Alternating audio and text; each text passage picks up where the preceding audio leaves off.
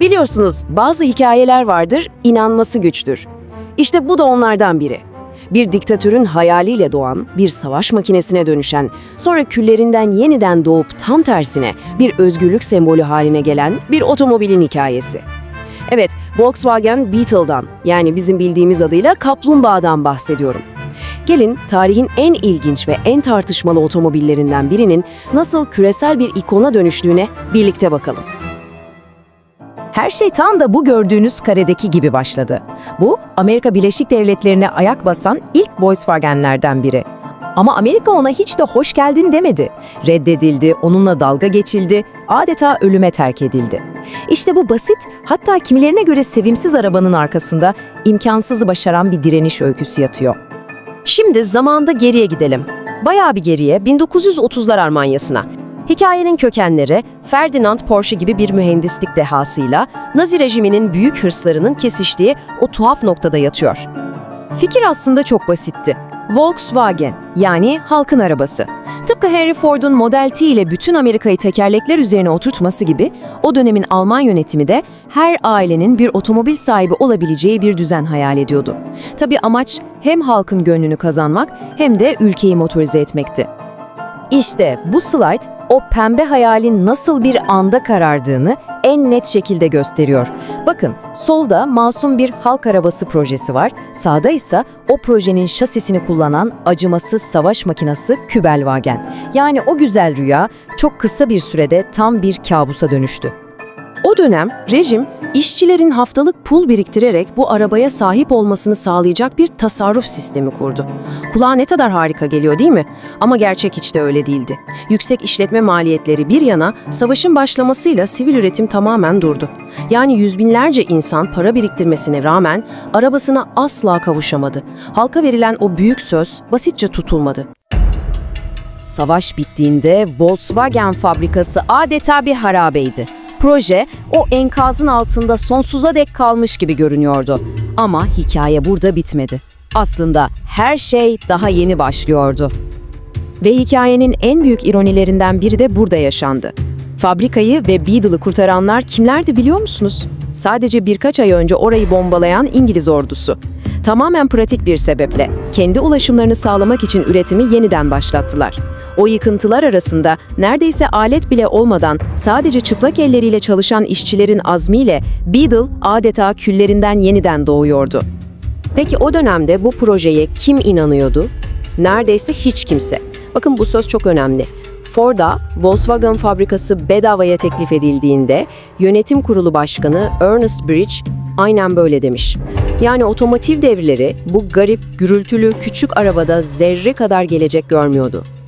İşte tam bu umutsuzluk anında sahneye Heinrich Nordhoff çıktı. Nordhoff'un stratejisi hem basit hem de dahiyeneydi. Dağılmak yok, odaklanmak var. Sürekli yeni modellerin peşinde koşmak yerine şirketin bütün enerjisini, bütün kaynaklarını tek bir arabayı, Beetle'ı mükemmelleştirmek için kullandı.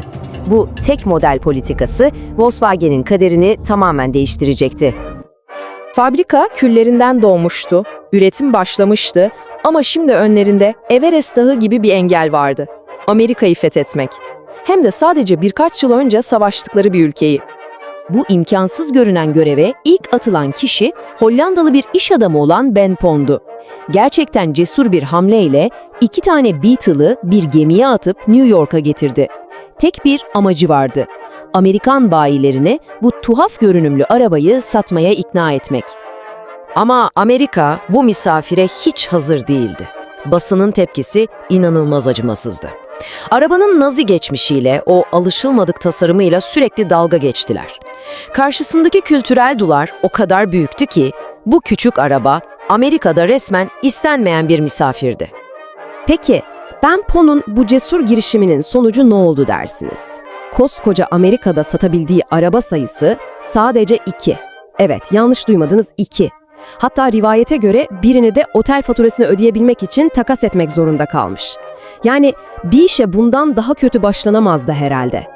Ama işte hikaye tam da bu dip noktasında tersine dönüyor. Otomotiv devlerinin suratına bile bakmadığı Beetle, hiç kimsenin beklemediği bir kitle tarafından, sisteme baş kaldıranlar tarafından kucaklanıverdi.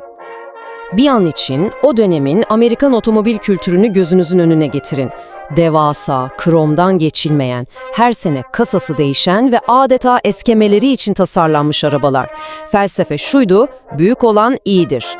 Beetle ise bunların tam zıddıydı. Küçücük, sade, dürüst ve ekonomik. O bir tüketim nesnesi değil, sanki bir yol arkadaşı gibiydi. İşte bu inanılmaz zıtlık onu bir anda çok çekici yaptı. O dönemin tüketim çılgınlığına, gösterişe hayır diyen gençler, öğrenciler, sanatçılar için Beetle bir otomobilden çok daha fazlasıydı. Bir duruşun, bir kimliğin sembolüydü. Yani aslında en büyük zayıflıkları olarak görülen şeyler bir anda onun en büyük gücüne dönüştü.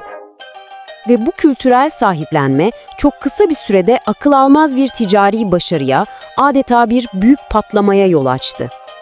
Düşünün, sadece birkaç yıl önce 2 araba satmaya çalışan Volkswagen artık Madame Butterfly gibi devasa gemilerle her ay binlerce Beetle'ı Amerika'ya yayıyordu. O büyük başarısızlık yerini tarihte eşi benzeri az görülmüş bir zafere bırakmıştı.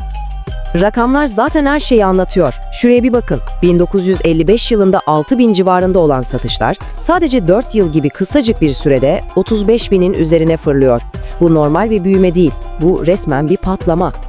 Ve böylece bir zamanların o istenmeyen misafiri Beetle, Amerika'yı kelimenin tam anlamıyla fethetmişti. Hatta Amerika, Almanya'nın dışında Volkswagen'in en büyük pazarı haline gelerek şirketi küresel bir deve dönüştürdü. Peki hiç düşündünüz mü?